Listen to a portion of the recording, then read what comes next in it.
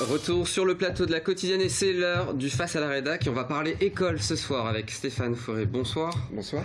Vous êtes le président de la FCPE, principale fédération de parents d'élèves. Vous êtes toujours les premiers aujourd'hui en Sarthe? Toujours les premiers en Sarthe et nationalement. Voilà. Vous êtes combien? Vous êtes situé dans toutes les écoles? Un millier en Sarthe. On est dans une centaine de conseils locaux, maternels, écoles, collèges, lycées. Voilà. Avec un objectif pour le 13 octobre, élection des parents d'élèves, enfin des conseils de parents d'élèves. Qu'on puisse être représenté le maximum, surtout dans le premier degré, parce que les problématiques du premier degré sont importantes. Et c'est là que les fédérations, toutes confondues, ne sont pas assez présentes sur le territoire, sur la proximité, quoi. On va parler justement de ces problématiques et on va commencer, Mickaël, par la carte scolaire qui a agité encore une fois cette année. Ah oui, c'est toujours la même chose. À la rentrée, il y a la carte scolaire, il y a des comptages qui ont lieu en Sarthe, des décisions qui sont prises, des décisions positives, des ouvertures de classe et parfois des décisions négatives, annulation d'ouverture ou fermeture. Cette année, il y a eu encore des mobilisations. J'ai l'impression qu'à l'issue de ces mobilisations, il n'y a pas eu de souplesse comme on peut voir parfois, c'est-à-dire, allez, on vous lâche un poste et on retarde la fermeture. J'ai pas vraiment d'exemple comme ça en Sarthe cette année. On a trouvé également qu'il y avait un raidissement cette année, un petit peu plus, qu'on était moins dans la concertation, dans l'écoute.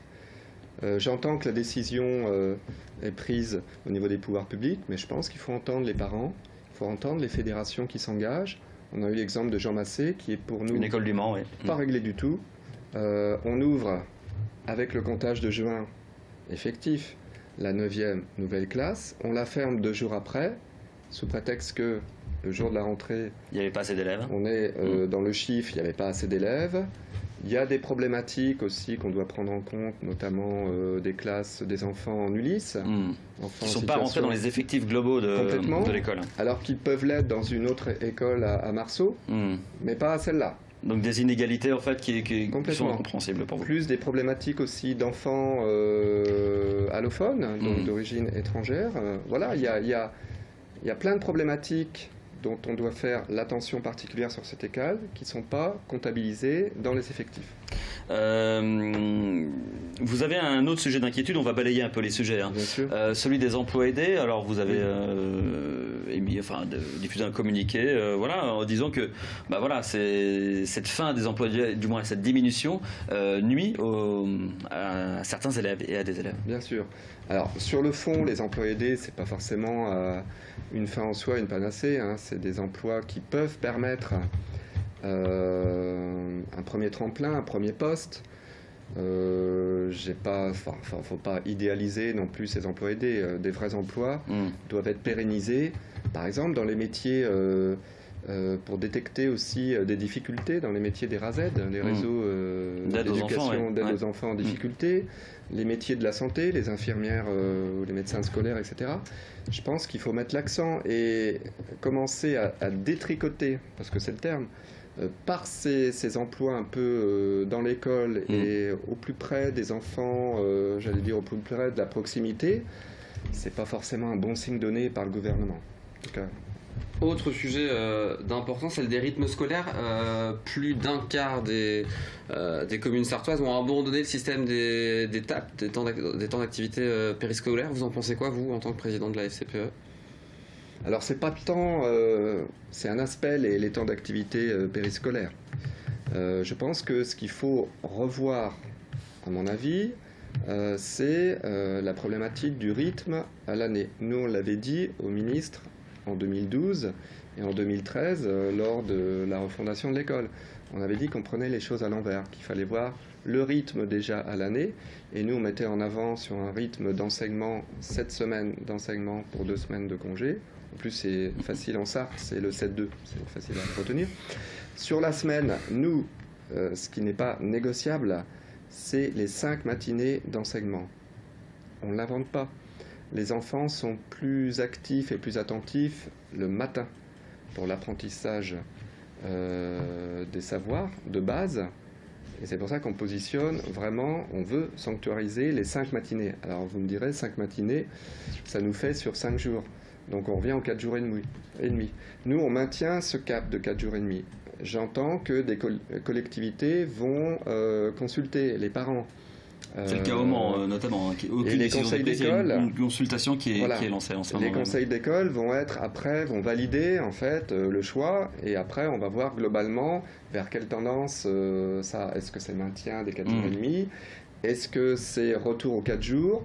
La question d'étape, on peut les maintenir à la fois dans les 4 jours et demi, dans les 4 jours. Hein. Je dissocie l'étape du temps d'apprentissage scolaire, en fin de compte. Le fait qu'il y ait une consultation, c'est une bonne chose ou c'est pas une bonne chose? Parce que certaines communes ont changé de système sans consulter. Voilà, la possibilité est ouverte par le gouvernement. On sait que ça coûte de l'argent pour les communes. C'est 2 millions d'euros, je crois, par an pour la ville du Mans. Voilà, certaines ont décidé de revenir à un autre système. Le Mans consulte.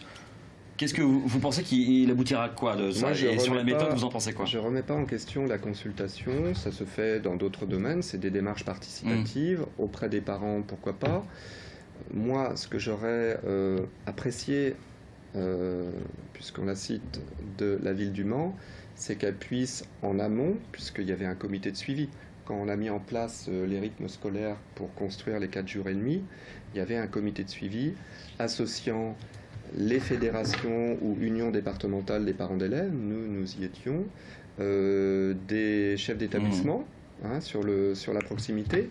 J'aurais aimé qu'on puisse tirer les conclusions de l'action de ce comité de suivi et qu'on puisse voir quelle méthode on aborde ensemble, en coélaboration, avant de lancer une consultation. Cet éventuel ou non retour aux 4 jours, avant de commencer. Nous, on va consulter aussi nos parents d'élèves, en tout cas FCPE, et puis relayer aussi auprès des autres parents. Mais peut-être j'aurais apprécié qu'on puisse travailler ensemble, encore main dans la main, sur cette question-là. Dernier sujet, et non moins important, l'absence aujourd'hui de profs non remplacés. Alors ça concerne le secondaire essentiellement.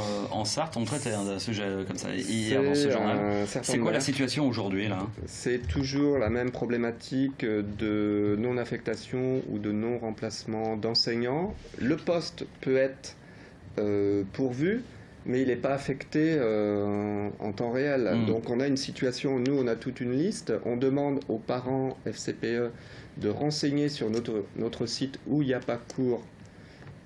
.fr, le site de la FCPE, où il n'y a pas cours.fr, on pourra le donner peut-être. Oui, il n'y a pas cours. Voilà. Et la situation, elle est sur pas mal de communes. On a pointé Allonne, Château-du-Loir. Vous avez un chiffre global de nombre de postes, par exemple, non pourvus aujourd'hui, au moment où on se parle?